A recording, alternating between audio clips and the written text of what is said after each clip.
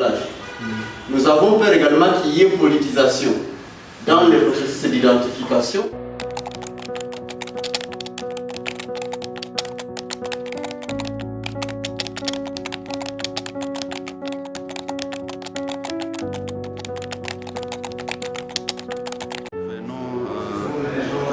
De clôturer un atelier de formation et renforcement des capacités des associations des victimes de violences sexuelles et autres violences et autres crimes contre la paix, la sécurité de l'humanité,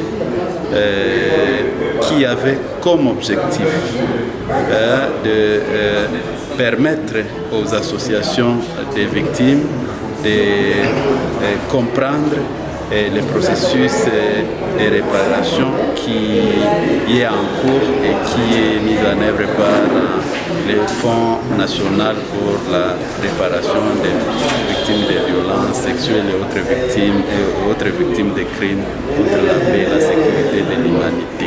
Que les associations des victimes des 4 axes, donc Kaniola, Katogota, Kasika et Kabare, puissent comprendre ce que prévoit la loi sur les réparations, puissent en plus s'approprier les processus de réparation en cours, pour qu'ils puissent aussi avoir des capacités de préparer les victimes aux prochaines étapes, dont l'identification qui aura lieu dans quelques jours et les réparations proprement dites qui vont commencer.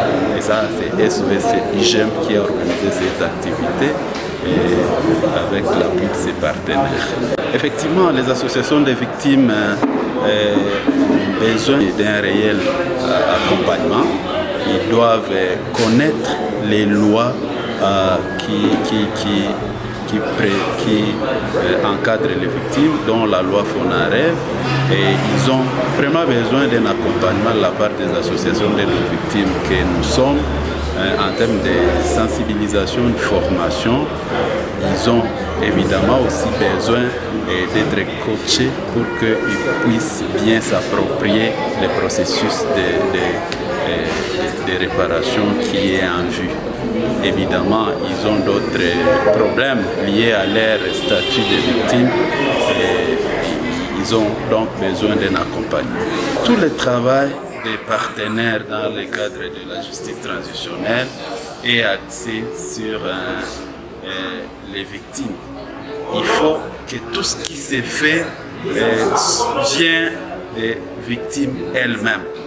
Il faut absolument, on ne peut rien faire dans le cadre du processus de justice transitionnelle sans impliquer les victimes. Il était donc question que les victimes se prononcent par rapport à comment ils voudraient que les identifications qui sont projetées puissent se passer et qu'ils puissent aussi émettre leurs vœux par rapport aux réparations qui pourraient être faites. Effectivement, ils ont dit que, de par la loi, après les explications que nous avons données, de par la loi, ils seront butés à quelques difficultés et de trouver des documents selon les exigences légales de la loi pour accéder effectivement aux réparations.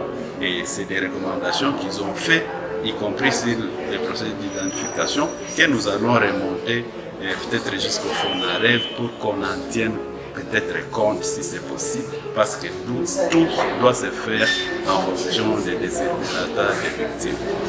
En tout cas, nous avons été très contents de nous associer à cette activité qui a concerné la capacitation des membres des associations qui travaillent avec les victimes de guerre dans différents axes. Nous sommes des Kabare. Vraiment, nous avons appris beaucoup de choses. Nous avons parlé de la capacitation des gens sur la justice transitionnelle.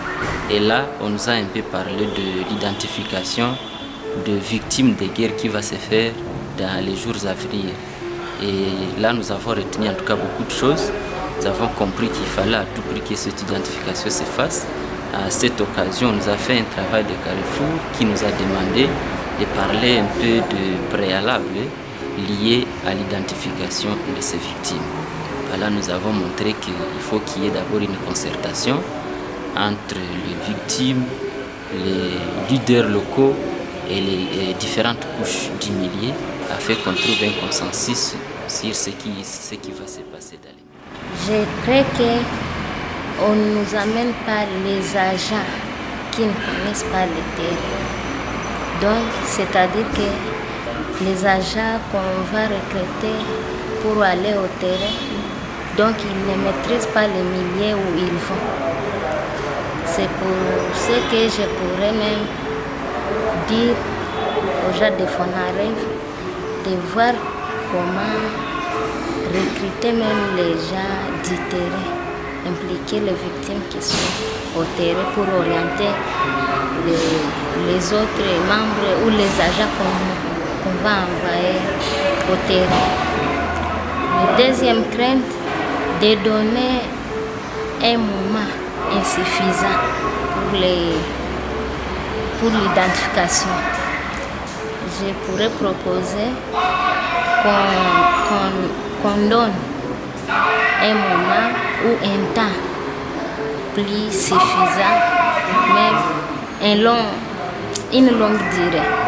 Par exemple, même comme on peut donner même 6 mois, ça peut permettre même aux victimes qui sont plus éloignées de se rendre même au centre.